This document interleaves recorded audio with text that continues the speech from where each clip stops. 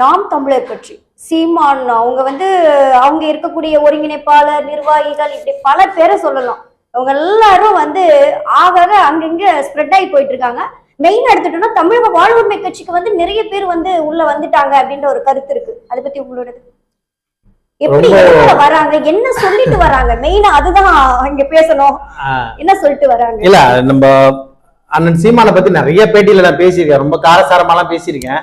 எனக்கே பேசுறதுக்கே ரொம்ப டயர்ட் ஆகுதுங்களா அந்த மாதிரி அண்ணன் சீமானை பத்தி பேசுறதுக்கே ரொம்ப அருவருப்பா இருக்குன்ற நிலைமை. ஏன்னா இந்த ஆமக்கறி அதெல்லாம் தாண்டி நான் இவர் இறந்ததுக்கு போய் அண்ணா இருந்ததுக்கு காமராஜர் எழுதாருன்றது, காமராஜர் ஆரம்பிச்ச பள்ளியில அப்துல் கலாம் படிச்சாருன்றது, இதெல்லாம் அந்த கதையெல்லாம் கூட எனக்கு ரொம்ப தாங்க முடியாத. சமீபத்துல நடந்த ஒரு விஷயம் என்னன்னா, அந்த திருக்குறள் மாடு மாநாட்டுக்காக ஒரு திருக்குறள் ஒண்ணு சொன்னாரு, கேடில் விழிச்செல்லும் கல்வி ஒருவருக்கு மாடல்ல மற்றவன். அது 5ஆவதுலயே 6ஆவதுலயே நமக்கு வரும். அது எக்ஸாம்ல முக்கியமான கேள்வியா கேட்பாங்க. அந்த திருக்குறள் ஒரு சின்ன குழந்தைய கேட்டீங்கன்னா கூட அந்த குறளுக்கான அர்த்தம் சொல்லும். அவ்வளவு பெரிய தலைவர், உங்களை நம்பி ஒரு 30 லட்சம் பேர் ஓட்டு போட்டிருக்கான், அவனுக்கு நீ தலைவனா இருக்கீங்க, நீ எந்த அடிப்படையில ஒரு திருக்குறளை சொல்றீங்க? ஒரு சாட்டை துரைமுருகன் ஒருத்தர் இருக்கிற அவர் மனித ஜென்மமாவே என்னால ஏத்துக்க முடியல. அப்படிப்பட்ட ஒருத்தர் ஒரு வீடியோல ஒரு யூடியூப் சேனல்ல வச்சுக்கிட்டு அவன் பேசினான்னு சொல்லி அவன் வார்த்தையை எடுத்து வச்சு இவரு மரணத்துக்கு போய் இவர் அழுதாரு அப்படின்னு சொல்றது எவ்வளவு கேவலமான ஒரு விஷயம். ஒரு தலைவர் செய்யற வேலையா? உங்களை நம்பி ஒரு 30 லட்சம் பேர் ஓட்டு போட்டிருக்காங்க, அவங்க பின்னாடி கட்சி நிர்வாகிகள் இருக்காங்க. இது ஒண்ணு போதாத நான் சொன்ன உதாரணம். நாம் தமிழர் கட்சியில இருந்து தமிழ் தேசியத்தை நேசிக்கக்கூடிய மேதகு வேலுப்பிள்ளை பிரபாகரன் அவர்களை நேசிக்கக்கூடிய ஆளுமைகள் எல்லாருமே 170% இப்ப தமிழக வாழ்வு கட்சியில இருக்காங்க.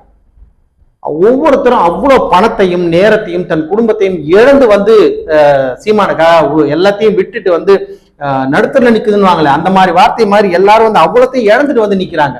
இன்னைக்கு அப்படிப்பட்ட தமிழ் தேசியத்தை விரும்பக்கூடிய ஆளுமைகள் அத்தனை பேரும் இனி தமிழ் தேசியத்துக்கு தமிழ்நாட்டுல தலைவர் வேல்முருகன் தான், தமிழக வாழ்வு கட்சி தான் அப்படின்னு புரிஞ்சுக்கிட்டு எல்லாரும் தலைவர் வேல்முருகன் பின்னாடி நிக்கிறாங்க.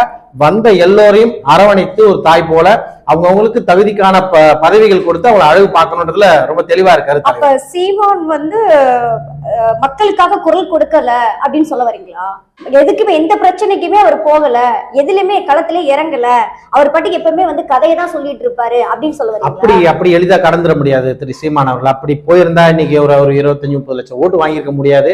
நம்ம அப்படி எளிதா கடந்து போற விஷயம் இல்ல. தன் சுயநலனுக்காக அரசியல் பண்ணிக்கிட்டு இருக்காரு. ஒண்ணு, அவர் என்ன சொன்னாலும் மக்கள் நம்புவாருன்னு நினைக்கிறாங்க.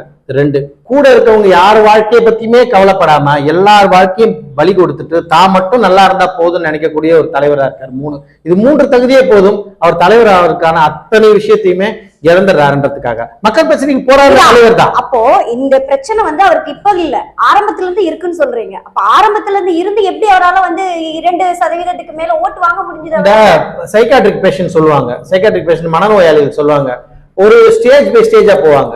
ஃபர்ஸ்ட் ஒரு லைட்டா தனியா பேசக்கூடிய அளவுக்கு இருக்கும், அப்புறமா கொஞ்சம் சிரிக்கிற மாதிரி ஆகும், அப்புறம் கொஞ்ச நாள் போனா சட்டையை கிழிச்சு ரோட்ல அலையிற அளவுக்கு ஆகும். இதுக்கு மேல நான் என்ன விளக்கம் கொடுக்குறதுன்னு தெரியல. நாளுக்கு நாள் நீங்க கேட்ட கேள்வி நாளுக்கு நாள் ஓட்டு போறாங்கன்னு சொல்ல வரீங்களா? இல்ல, ஒரு காலத்துல தமிழ் தேசியத்தை காப்பாற்றக்கூடிய ஒரு தலைவரா தானே இருந்தாரு சீமான். நம்பினாங்க, எல்லாருமே நம்பினாங்க. நானும் ஒரு ரசிகன், அவரோட பேச்சுல நிறைய ரசிச்சிருக்கேன் ஆரம்ப காலகட்டத்துல. அவரு அப்படி இருந்த ஒரு மனிதன் தான்.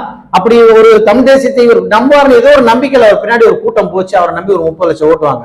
2026 எலெக்ஷனுக்கு அப்புறம் சீமான் என்னுடைய தனிப்பட்ட கணிப்பு, ஒரு கட்சி சாராத என்னுடைய தனிப்பட்ட கணிப்பு, 2026 சட்டமன்ற தேர்தலுக்கு பிறகு சீமான் ஒருவர் அரசியலிலிருந்தே அப்புறப்படுத்தப்படுவார்ன்றது என்னுடைய தனிப்பட்ட கணிப்பு. இப்ப வருகின்ற சட்டமன்ற தேர்தல் 2026 கட்சி இருக்குன்னு நினைக்கிறீங்களா?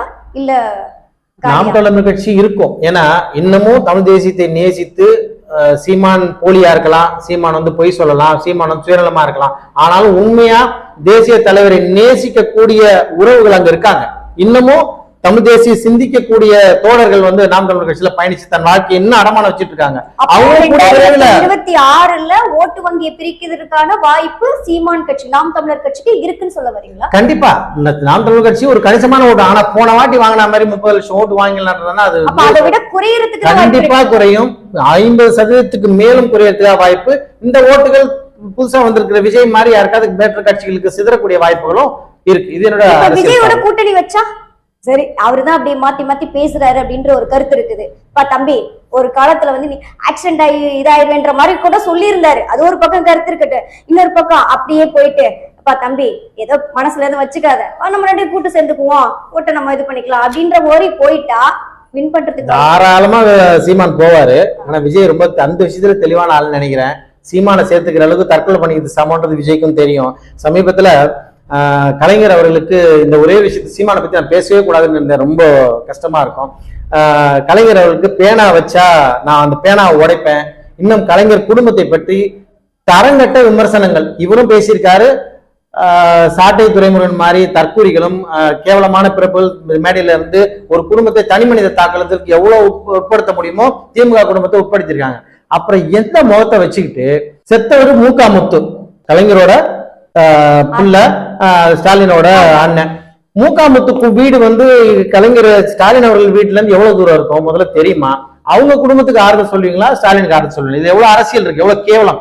ஒரு கட்சியை தரக்குறை விமர்சிட்டு வேற ஏதாவது கூட பரவாயில்ல, துக்கத்துக்கு போனா சாவுக்கு போயிருந்தா கூட பரவாயில்ல, ஸ்டாலினை போய் சந்திச்சு இத பேசுறாருன்னா இவரெல்லாம் நாளைக்கு விஜய் கிட்ட இல்ல தனக்கு வேலை ஆகணும்னா என்ன வேணா பண்ணுவாரு. சரி, நீங்க சொல்ற கருத்து பார்த்தோம்னா, அதாவது ஒரு தலைவனுக்கான ஒரு தகுதியே வந்து சீமானுக்கு இல்ல, அதனால வந்து அவர் ஓட்டு வங்கிகளை வந்து இழப்பதற்கு கூட வாய்ப்பு இருக்கு, ஏன்னா அந்த அளவுக்கு கேவலப்படுத்தி குடும்பத்துகள் எல்லாம் பேசுறாருன்ற ஒரு கருத்து வைக்கிறீங்க.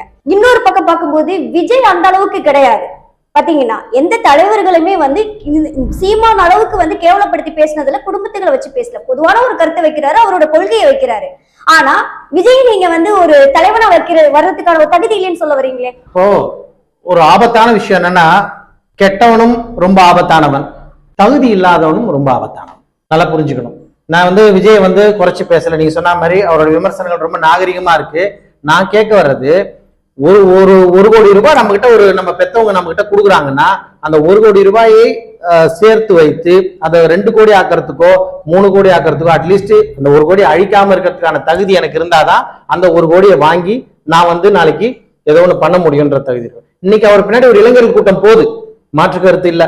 அந்த இளைஞர் கூட்டத்தை தனக்காக தக்க வைத்துக் கொள்ள முடியுமா? அந்த கேள்விதான். நான் விஜய கெட்ட ஒரு லிஸ்ட்ல சீமான் மாதிரி ஒரு வேற மாதிரியான ஒரு சுயநல வாழ்க்கைக்கான லிஸ்ட் அந்த லிஸ்ட்ல கொண்டு போன தலைவனா நான் பார்க்கல. ஆனா ஒரு ஆளுமை, இங்க வந்து ஒரு கரிஸ்மேட்டிக் லீடர்னு வாங்க, ஒரு ஆளுமை மிக்க தலைவர்கள் தமிழ்நாட்டுக்கு தேவை. தமிழ்நாடு அப்படிதான் ஆண்டிருக்காங்க. விஜய அந்த அந்த கேட்டகரியில எந்த சூழ்நிலையிலும் எடுக்க முடியாது. மறுபடியும் ஒரு வாட்டி இந்த கருத்தை பதிவு பண்றேன். 2026 சட்டமன்ற எலெக்ஷனுக்கு முன்னாடியே தன் சார்ந்த கட்சி தன்னுடைய தமிழக வெற்றி கழகத்துல மிக பெரும் பிரச்சனைகளை கட்டமைப்பு உருவாக்குவதிலேயே விஜய் சந்திப்பார்ன்றது என்னுடைய கருத்து. இதுல உறுதியா இருக்கு 100%.